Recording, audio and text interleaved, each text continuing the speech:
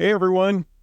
If you didn't know, I am a Dallas Mavericks fan, and it is a wonderful time of the year because they are in this year's NBA Finals. At the time of this recording, Game 1 has yet to be played, so who knows if they are already having their way with the Celtics. We'll see. If you're not a sports fan, it's okay. I'm going to go full circle in this episode of how most athletes make career changes well before they're 40. And what we can learn from those of us that are on the corporate ladder right now. We'll be right back, and we'll dive into the details and benefits of climbing down the corporate ladder early.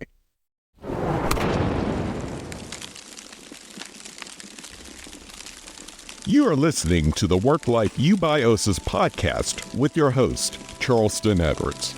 If this is your first time here, welcome. My goal is simple: to bring harmony and balance to this world, starting with the family. There is so much more to life than the 9 to 5, and this show is designed to bring you inspiration, motivation, and practical solutions to bring balance and joy back to your life.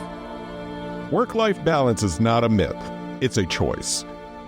Themes on this show range widely between faith, family rhythms, work, and lifestyle philosophies.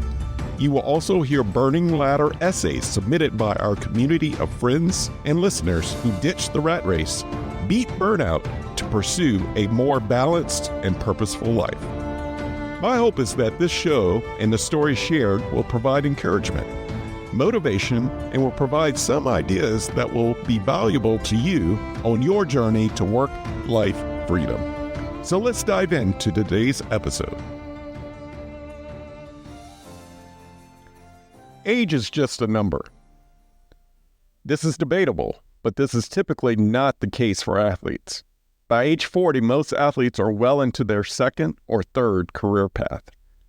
The NBA Finals have started, and the normal household names are missing from this year's championship. Steph Curry, LeBron James, Kevin Durant, they all went home early in less than dramatic fashion. Most people can agree that these legends are beyond their prime and are too old to pull off championships. This is probably the case. We've witnessed this before with Jordan, Kobe, Tim Duncan. At the end of their careers, they were superstars. But just like any shooting stars, they flared out. It's exciting, and then it's sad. It's not only sad for the fan. A superstar hates losing. We all hate losing.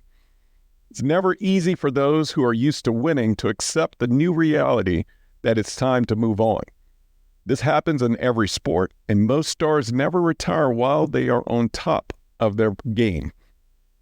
In their eyes, they are always in their prime, and it's why they continue to compete at all cost.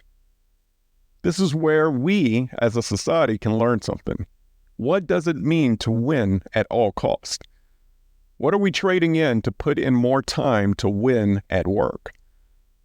What are we compromising when we are in full competition mode? What is the trade-off as our careers take the front seat and the family didn't even make the road trip? These are tough questions because it's debatably the case for all of mankind. Superstars rarely accept coming off the bench in their older years. Superstars would rather retire than play second fiddle. Maybe it's pride, maybe it's embarrassment, or maybe it's their competitive spirit. In any of these cases, for the outside observers and fans, we typically see the handwriting on the wall well before the fading stars can come to their own realization to call it quits. There are rare cases like the late, great Bill Walton, who won the Sixth Man of the Year award when he accepted the fact that his age and injuries kept him from the starting lineup. Can we take a page from Bill and learn to let others shine and willingly come from the bench?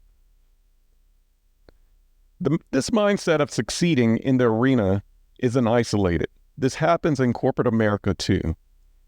Most of us would rather retire, quit, or walk away rather than take a demotion or go part-time. It's rare. This is such a foreign concept that I want to magnify. We all have an age in mind that aligns with the various degrees of success. In careerism, climbing down is a paradigm shift. It's the humble pie that no one likes.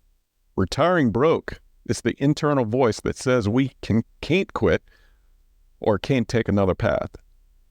Because of that, there's even more pressure to have a certain title, a certain bonus amount, or a certain amount saved up as we age.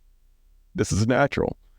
Our society is consistently analyzing this type of data of how Gen Zers are behind, especially when saving for retirement. Clearly, they are behind, says every headline from Forbes to New York Times. As for the older adults who hit the prime of their careers while starting families and growing families, we come to the realization that we can't win the game by ourselves. We have more demands of family, fighting our own decline of agility, and seeing the game of life in a whole other manner. At work, we see that the next generation is savvier, tech smart, and more energetic than we are. This is okay. The point of this game called midlife is when the career and family should pull us in opposite directions. This is common. Unlike our athletic role models, this is the season we must embrace taking a step back. Get into coaching or mentorship. This may mean even taking a demotion, moving to the ownership box, starting your own business, or going into semi-retirement just for a short season. A mentee of mine just did this over the course of the last year. She walked away from the corporate ladder altogether to pay more attention to her young kids. She and her husband, before she left, put a budget together and identified that they could afford to be on one income for a short season. After a year, she was able to return back to the same company with part-time hours, more days from home, in a position that fit her skill set. This is life. This is life for all of us. The ladder is straight, but climbing a mountain requires a zigzag. This is the other side of midlife, where all of our identities can get blurry halfway through the climb. We look back at our highlights and lowlights, and it's the sum of those parts that define who we are and what is next. We don't always have to climb feverishly. If you feel like you're too old for your job, but the barrier to making a pivot is just because of money, don't lose hope. Look at various ways to slowly transition. Sit down as a family and create a budget. Maybe start looking at ways to start a small business or consulting firm. It could be going into apprenticeship in a different industry that used to be just a hobby. Or it could be just dusting off your resume.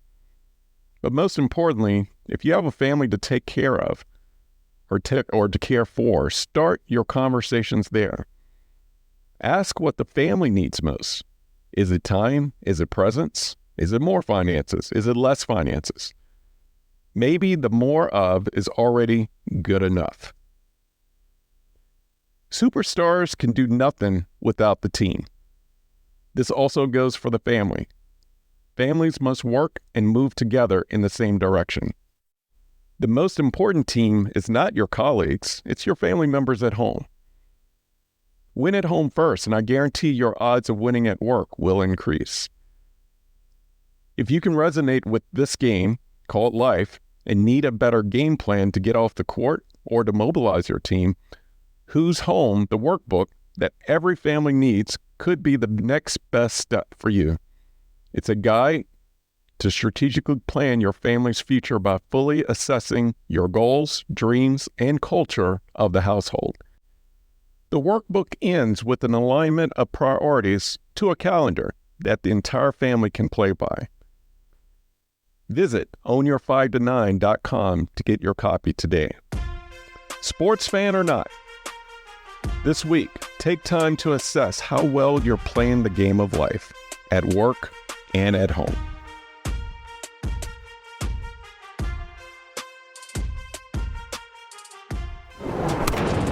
Thank you for listening to the Work Life You by OSIS podcast, part of the Work Life resources created by Own Your 5 to 9. I hope that you have found encouragement and a few ideas to strengthen your journey to purpose, freedom, and balance. Have you overcome burnout and found a new way of life? Millions around the globe are still at the risk of burnout and losing it all, and your story may be the one that sparks not only a dream, but action. Visit ownyour5to9.com for more information and to submit your story. While you're there, join the Work Life Eubiosis newsletter and receive additional resources weekly right to your inbox. If you enjoy this podcast, take time to subscribe, rate, and leave a review. Share it with a friend or a loved one. Remember, the most important organization in the world is the family. Let's do our part to strengthen it. Thank you for listening.